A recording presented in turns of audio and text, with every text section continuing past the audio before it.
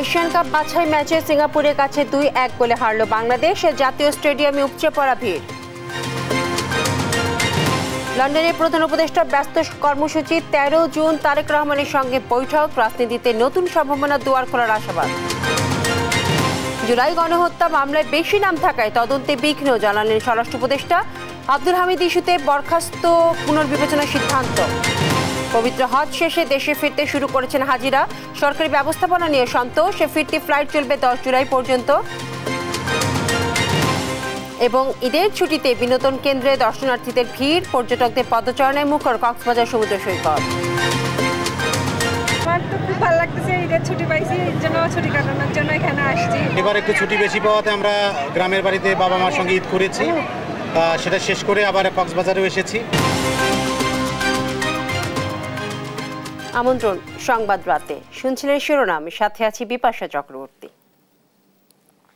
লন্ডনে ব্যস্ত সময় পার করছেন অন্তর্বর্তী সরকারের প্রধান উপদেষ্টা ডক্টর মোহাম্মদ ইউনূস। যুক্তরাজ্য সফরের প্রথম দিনে এয়ারবাসের ভাইস প্রেসিডেন্ট ওয়াউটার ভ্যান ভার্সের সাথে সাক্ষাৎ অনুষ্ঠিত হয়। মঙ্গলবার যুক্তরাজ্যের স্থানীয় সময় দুপুর 12টায় এয়ারবাসের সঙ্গে বৈঠকে অংশ নেন তিনি। এরপর দুপুর 12:30টায় মেনজিস অ্যাভিয়েশনের সঙ্গে বৈঠকে বসেন ডক্টর মোহাম্মদ ইউনূস। প্রধান উপদেষ্টার উপ প্রেস সচিব আবুল কালাম আজাদ মজুমদার এসব তথ্য জানান। এরপর দুপুর 2টায় অল পার্টি পার্লামেন্টারি গ্রুপ এবং বিকেল 5টায় কমনওয়েলথের সেক্রেটারি জেনারেল প্যাট্রিসিয়া জেনেট স্কটল্যান্ডের সঙ্গে সৌজন্য সাক্ষাৎ করবেন। এর আগে মঙ্গলবার স্থানীয় সময় সকাল 7:05 দিকে লন্ডনের হিথ্রো বিমানবন্দরে পৌঁছান তিনি। সফরে বাকিংহাম প্যালেসে ব্রিটিশ রাজা তৃতীয় চার্লসের সঙ্গে সাক্ষাৎ এবং কিংস চার্লস সেরেমনি অ্যাওয়ার্ড গ্রহণ করবেন। ব্রিটিশ প্রধানমন্ত্রী কিয়ার স্টারমারের সঙ্গে বৈঠকেরও কথা রয়েছে। 13 জুন তার সঙ্গে সৌজন্য সাক্ষাৎ করবেন বিএনপির ভারপ্রাপ্ত চেয়ারম্যান তারেক রহমান। 13 জুন লন্ডনের স্থানীয় সময় সকালে প্রধান উপদেষ্টা ডক্টর মোহাম্মদ ইউনূসের সঙ্গে বৈঠক করবেন বিএনপির ভারপ্রাপ্ত চেয়ারম্যান তারেক রহমান। এই বৈঠক রাজনৈতিক সংকট উত্তরণের পাশাপাশি রাজনীতিতে নতুন দিগন্তের সূচনা করবে বলে মনে করেন বিএনপির মহাসচিব মির্জা ফখরুল ইসলাম আলমগীর। মঙ্গলবার রাজধানীর গুলশানে সাংবাদিকদের সঙ্গে আলাপকালে তিনি এই কথা বলেন। আরও জানাচ্ছেন সহকর্মী মোহাম্মদ আলাউদ্দিন। মঙ্গলবার রাজধানীর গুলশানে বিএনপি চেয়ারপারসনের কার্যালয়ে ঈদ পরবর্তী আড্ডার অংশ হিসেবে সাংবাদিকদের সঙ্গে সাক্ষাৎ করেন দলটির মহাসচিব মির্জা ফখরুল ইসলাম আলমগীর। এই আড্ডায় রাজনীতি, সংস্কার, নির্বাচন সহ সমসাময়িক বিভিন্ন বিষয় উঠে আসে। মির্জা ফখরুল জানান, 13 জুন লন্ডনের ডোরচেস্টার হোটেলে প্রধান উপদেষ্টার সঙ্গে তারেক রহমানের বৈঠক হবে, যা রাজনীতিতে নতুন দিগন্তের সূচনা করবে। ফর্মালি দাওয়াত করা হয়েছে মিটিংয়ের জন্য।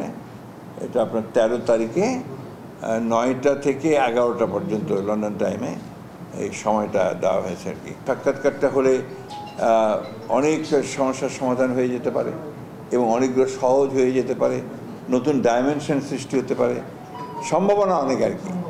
এখন এটা নির্ভর করবে আমাদের নেতৃবৃন্দের উপরে যে তারা এটাকে কিভাবে সেই সম্ভাবনার দিকে নিয়ে যাবেন।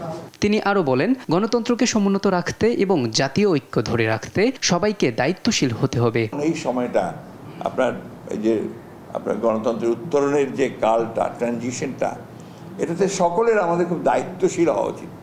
প্রত্যেকটা কথা আমাদের সাবধানে বলা উচিত। প্রত্যেকটি কথা আমরা এমনভাবে বলবো যে কথাগুলো আমাদের এই যে যাত্রা, একটা চ্যালেঞ্জ মোকাবিলা করার যে যাত্রা, এটা যেন বিঘ্নিত না হয়, ক্ষতিগ্রস্ত না হয়। এবং যেটা বারবার আমি বলে এসেছি, আমরা সবাই বলে এসেছি, যে জাতীয় ঐক্য ওই ক্ষেত্রে কিন্তু সবচেয়ে ইম্পর্টেন্ট। বিএনপি সংস্কার নয়, নির্বাচন চাই, এটি একটি প্রোপাগান্ডা জানিয়ে মির্জা ফখরুল বলেন, দেশের ব্যবসায়ীরা দিক নির্দেশনা পাচ্ছে না, তাই দেশের স্থিতিশীলতা ও বিনিয়োগ বৃদ্ধিতে একটি নির্বাচিত সরকার প্রয়োজন। মোহাম্মদ আলাউদ্দিন, দেশ টিভি, ঢাকা।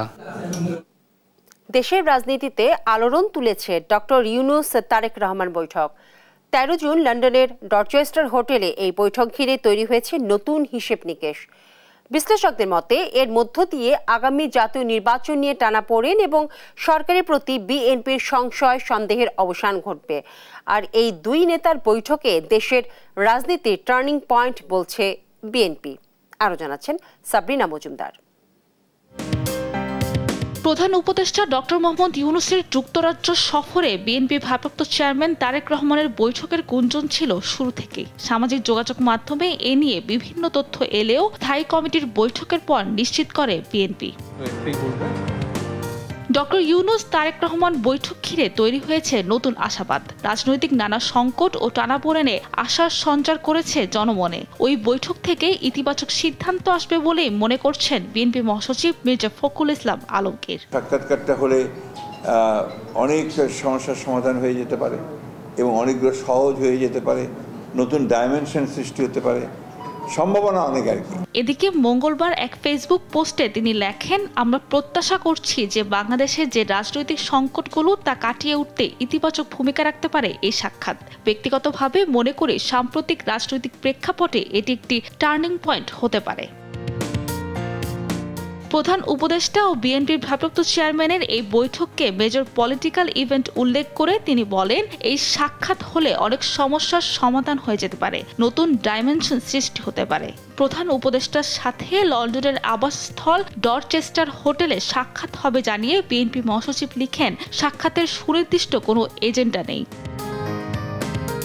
তবে বিশ্লেষকরা মনে করছেন বৈঠকের প্রধান এজেন্ডা হতে পারে জাতীয় নির্বাচনের রোডম্যাপ। এছাড়া রাজনীতির বর্তমান প্রেক্ষাপট এবং রাজনৈতিক দলগুলোর সম্ভাব্য সমঝোতা বা কৌশলগত অবস্থান নিয়েও আলোচনা হতে পারে। এর মধ্য দিয়ে এপ্রিলে নাকি ডিসেম্বরে ভোট তা নিয়ে বিতর্কেরও ইতি ঘটবে। অন্তর্বর্তী সরকারের প্রতি বিএনপির সন্দেহ অবিশ্বাসের অবসান ঘটবে বলেও আশা করছেন তারা।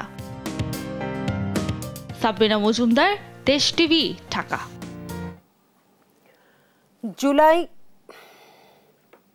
জুলাই গণহত্যার মামলায় বেশি নাম থাকায় তদন্তে বিঘ্ন ঘটছে বলে জানিয়েছেন স্বরাষ্ট্র উপদেষ্টা জাহাঙ্গীর আলম চৌধুরী।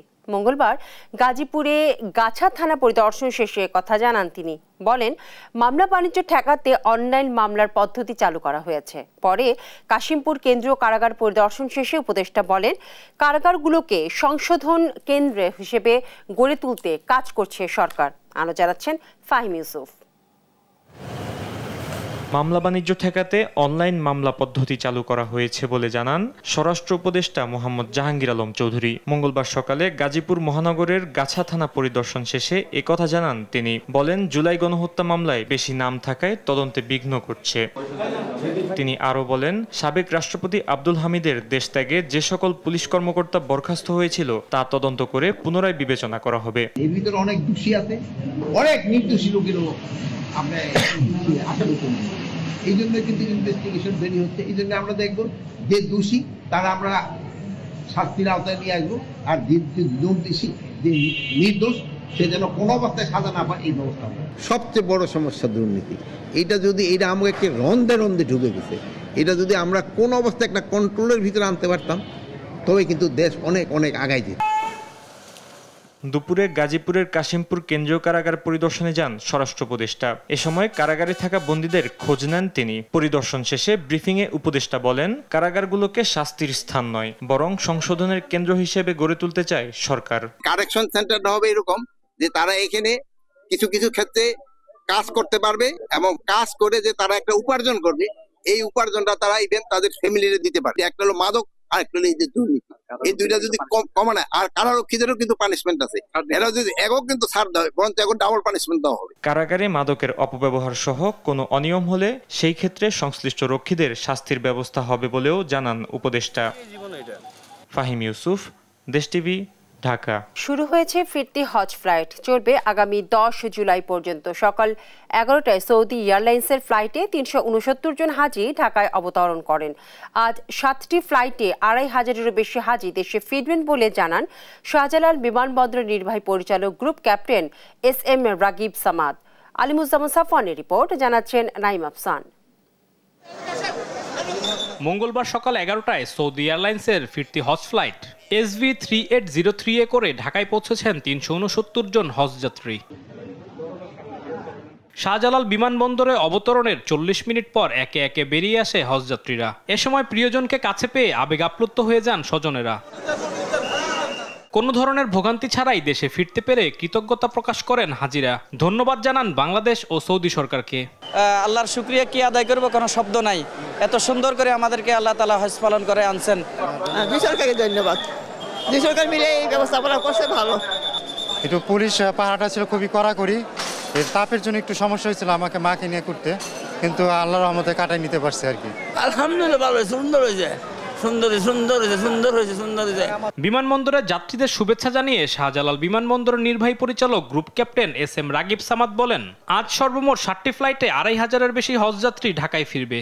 আজকে প্রথম ফ্লাইটে আমরা 369 জন সম্মানিত হজযাত্রী হজ শেষে প্রত্যাবর্তন করেছেন এবং আজকে আরও প্রায় 6টা সর্বমোট 7টা হজ ফ্লাইট পরিচালনা করা হবে এবং ধারণা করা হচ্ছে যে 2500-এর উপরে সম্মানিত হজযাত্রী আজকে প্রত্যাবর্তন করবেন। এবছর হজের ফিরতি ফ্লাইট আগামী 10 জুলাই পর্যন্ত চলবে বলে জানান তিনি।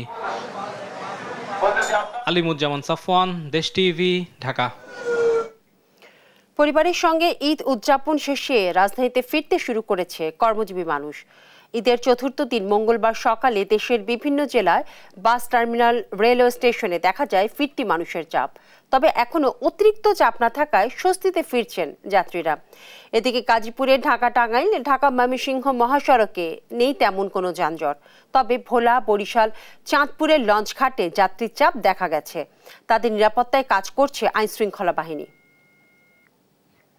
বাস দিয়ে আইছি, আমার দেশের বাস, খুব আরামে আইছি, রাস্তাঘাটে কোনো যানজট নাই। রাস্তা দিয়ে আসলাম, কোনো যানজট নাই, কোনো কিছু নাই, খুব ফ্রি সুন্দরভাবে আসছি। ঈদের ছুটিতে বাড়িতে আসছি, এখন যাইতেছি প্রচন্ড জাম, আমাদের খুব কষ্ট হচ্ছে। তো দেখা যায় যে আমরা এখানে এসে দাঁড়ায় আছি, যাত্রীরা কোনো লঞ্চ পাচ্ছি না। কক্সবাজার যাবো, কিন্তু বলা লক্ষ্মীপুর যে লঞ্চ আছে তারা শিডিউল নাই।